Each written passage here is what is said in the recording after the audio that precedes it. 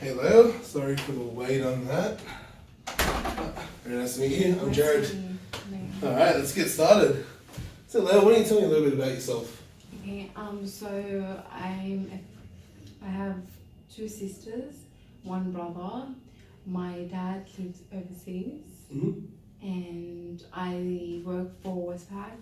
I'm a support lead in Concord. Very good. And I'm currently in my third year studying economics at Macquarie University. Oh, that's awesome. So you seem quite educated and yeah. So why don't you tell me a little bit about why you've come in today? It was last weekend. I was at the, I'm not sure if you know, the Splendor in the Grass Festival. Okay. And I was charged with drugs that I didn't know I had on me at the time. And I was given a notice immediately. And yeah. Okay, so when you said that you didn't know that you had the drugs on you at the time, can you explain that a little bit more? Did someone kind of unwittingly give them to you or plant them on you? Yeah, so I just saw a group of cops come. They were probably 10 meters away, and they had dogs as well, and I didn't know at the time, but they approached me, and then they did a quick search and they located just a small amount of drugs in my pocket. And you didn't put those drugs in your pocket? Yeah, no, I didn't. Do you have any idea who might have put them in your pocket? Not really. I mean, it was really crowded, so anyone could have just placed them in my pocket. At the time of the arrest, I denied all knowledge of the drugs, and they took this as a sign of my non-cooperation in the whole thing. So they threatened to lock me up overnight, and lucky for me though, because there were so many arrests at the time of the festival, that whole day they just gave me a attendance notice. Okay. Yeah, just immediately, so I was able to avoid them sending me to the police station, which was good. But yeah, I didn't even know that. At the time, I didn't even know who did put them in my pocket. Like what I said, I had no knowledge of it. But yeah. Okay, well, thank you for being so honest. So it's very clear to me that at that point you genuinely had no idea who put the drugs in your pocket, and I think that, you know, even though you could have held your silence, you did in essence comply with the police by telling them you had no idea, as that was your genuine situation at the time, and they mistook that as non-cooperation. And that's something that we can definitely communicate with the police if this is to go to a trial. When you went to the festival, did you go by yourself or were you with someone else? I was with a group of friends and my partner. Oh, your partner, okay. How long have you been with your partner for? For 3 years. Okay, so you seem, I guess you'd be quite close with your partner then. Is there any chance that your partner could have asked you to do that or put the drugs on you? I mean, not really, because why would he do that for, especially to me? Okay. But yeah, I don't know who put them. Does your partner have any history with drugs or any other criminal charges? No. Okay, I guess from that it seems unlikely that he might have done it. Can you describe your relationship with your partner and your, I guess, relationship with your partner's family? Oh yeah, we're pretty close, 3 years. Like any relationship, of course, it's a bit nerve-wracking when you first meet your partner's parents. But it's much better now. Our relationship's pretty good. And what can I say? I live in an apartment in the city. I don't have to pay rent. So yeah, Okay, it's not your parents that support you, it's your boyfriend's parents that support you? Yeah, pretty much. Okay, interesting. How did they react when they found out about what happened? Or have you not told them yet? Yeah, I haven't told them. Okay, why is that?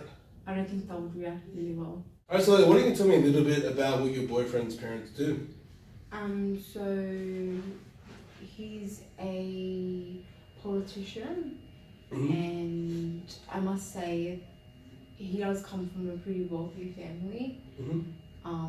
But the issue is at the moment the father is actually facing corruption charges. Okay. Yeah, so it's not a really good time for all of this to surface at the moment.